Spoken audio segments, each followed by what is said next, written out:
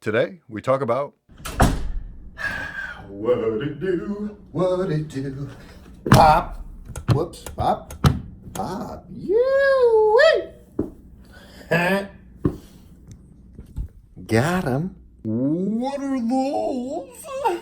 Bruh, the OG energy boost. Granted, these be, the retro, but it is what it is. The tech fit. Got him. You see the little bop of yellow crawling up there. Got him. Got him. Bop. Figure let's take a detailed look. Energy boost. You see I'm starting to wear them in a little bit. Nice little bop of yellow, of course, to match the OG colorway. Not the prettiest shoe, guys. Not the prettiest shoe. Very see-through ventilation right there. Not prime knit, as you can see. More of like a neoprene sock-like-ish. You get the ADIDAS branding right there, nothing special. Same there, some mesh right there for the ish. Torsion plate, torsion system. Starting to wear in the boost a little bit. A lot of exposed boost over here. What does this say? Actually, this says ADIWear. Yeah.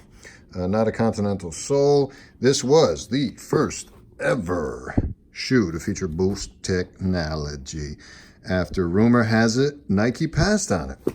And as the rumor continues, they apparently passed on it because they, at the time, could not promise Nike multiple colors, only the white, which, as we know, is kind of still holds true. To this point, they haven't come up with a different color to boost. It's just that when they color it, they kind of color over it, because if you look at the exposed boost,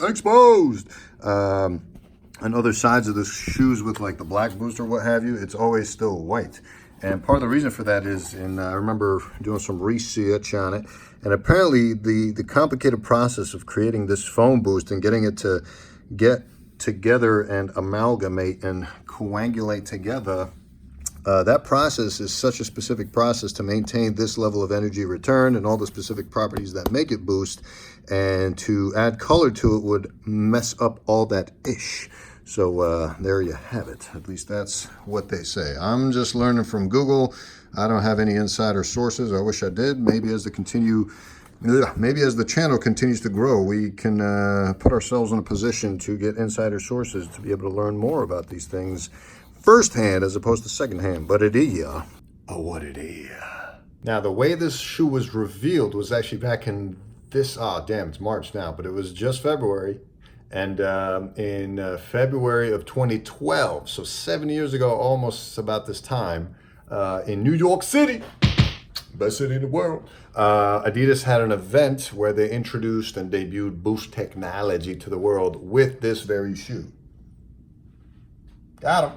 And it wasn't until 2015 when they released the Ultra Boost with prime knit construction, full length boost, and they labeled that the greatest running shoe ever, most comfortable shoe. And then people ran with that shoe to call it the most comfortable shoe ever.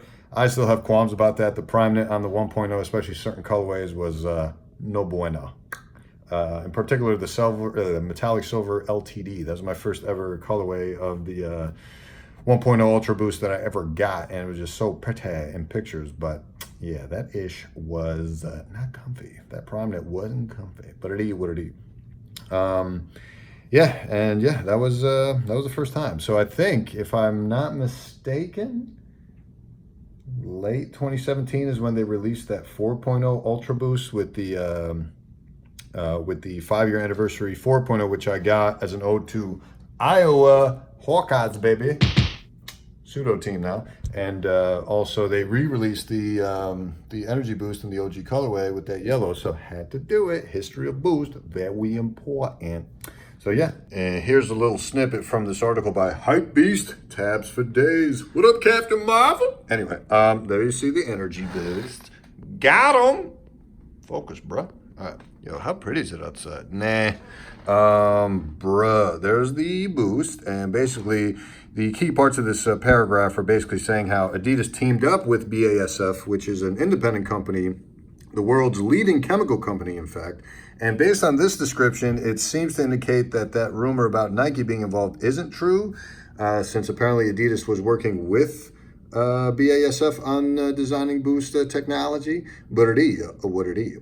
And so they took this TPU material, reshaped it, remolded it, blew it up, and they did countless tests on it, and they felt it was the highest energy return of any runner currently on the market at that time. And so this innovation team, I don't know if that's a part of ADIDAS or part of BASF or conglomerate, or not conglomerate, like a collaborative group between the two, that they borrowed engineers from both, which would also make a lot of sense. And doing all those testings, they concluded that Boost foam is up to 3 times more temperature resistant than standard EVA material for a more consistent run. So yeah, leave it at that, folks. Don't want to carry this on too long, but yeah, great shoe, great history. A lot more to come from Boost, especially Yeezy and Pharrell and whatever we're getting new from Pusha T. Apparently he re-upped his contract with Adidas, so that's gonna be cool. And yeah, I'm just excited to see what's next. Pushing Nike with its Air technology, Adidas with its Boost technology. Let's get this fight on. Ready? Fight. Perfect. All right, that's enough. Bye. Peace.